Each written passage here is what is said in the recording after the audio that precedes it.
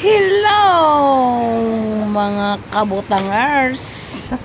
Andito tayo sa Tagaytay ngayon. Ay tingnan niyo, ay pagkakadilim ay ay kaulap. Ang ulap, grabe. Nasa lupa na. Hindi na yan ulap na yan. Tingnan niya, di ba? Di ba ga? Kadilim naman. Oh.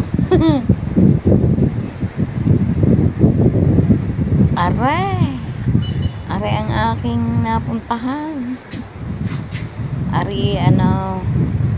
Isang mataas na building.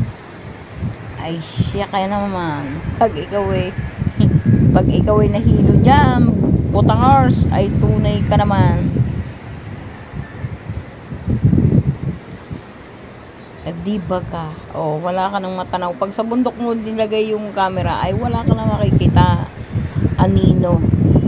Ha? Tunay kang nakakawala ng pagod.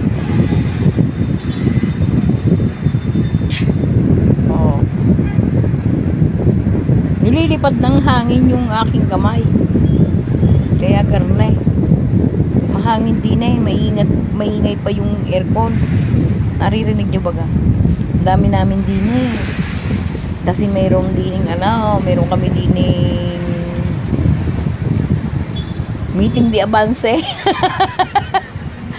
May mga politiko. May meeting di abanse.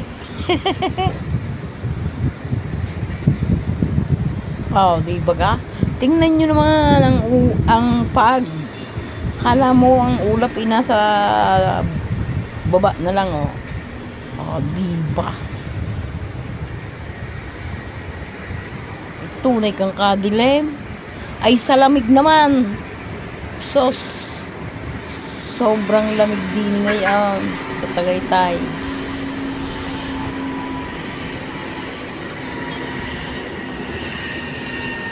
Ako'y mayroong inangkas din pumunta. Dini raw ang meeting nila. Kaya ako'y naririnig. At yung mga gamit-gamit, abay, pinahatid pa sa akin din sa taas na ready. Tamang-tama, naka-video. Aba, ay sabi ko sa inyo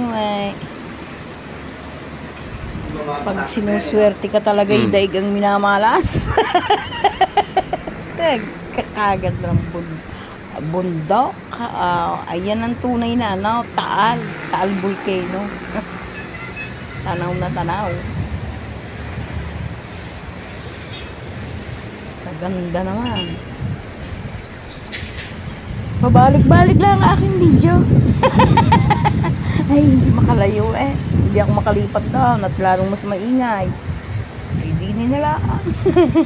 Kung sana pabalik-balik, babalik ulit mamaya. Basta usapay video. Walang basagan ng trip.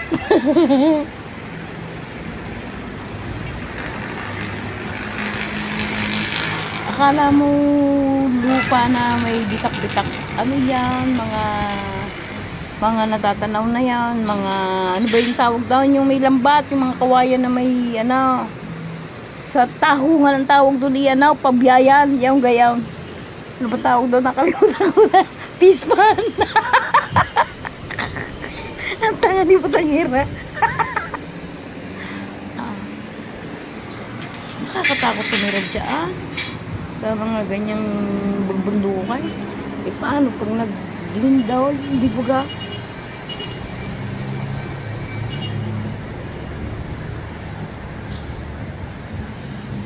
Mamaya idadaan ko na naman dyan ang aking video. Ay di nga, iba lang. At dahil iba yung dumaan sa sasakyan. Pero isang lugar ay ganyan talaga. May mga nasagot pa. Nasagot pa rin sa likuran. Mga naglilinis ng mga upuan, ng mga uupuan ng mag-meeting. Ay inaayos pa nung inihatid ko din yung kanyang mga gamit. Mga kung ano-ano bago pa